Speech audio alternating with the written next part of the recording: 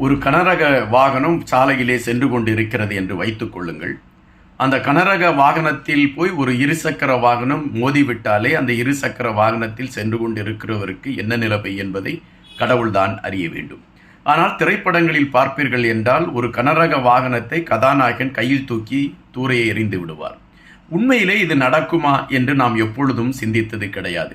உடனடியாக அந்த வாகனத்தை கதாநாயகன் தூக்கி எறிந்ததோடு நாம் கைதட்டி ஆரவாரம் செய்து விடுகிறோம்.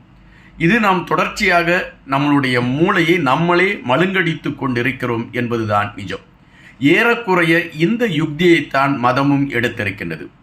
ஒருவரையும் குணமாக்க முடியாத நிலையில்தான் எல்லா மதவாதிகளும் இருக்கிறார்கள்.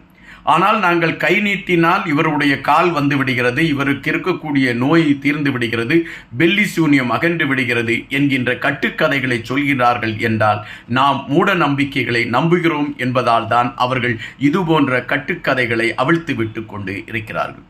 ஒரு கணம் சிந்தித்து பாருங்கள், இவைகளெல்லாம் நடைமுறைக்கு சாத்தியமா என்று. ஏன், எதற்கு என்று கேள்வி கேட்டால்தான் மனிதன் தன்னுடைய அறிவார்ந்த செயல்பாடுகளுக்குள் செல்ல முடியும் என்று சாக்ரட்டிஸ் குறிப்பிட்டிருக்கின்றார்.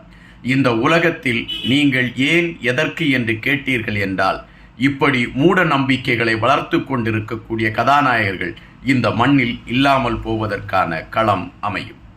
நன்றியுடன் இன்பா.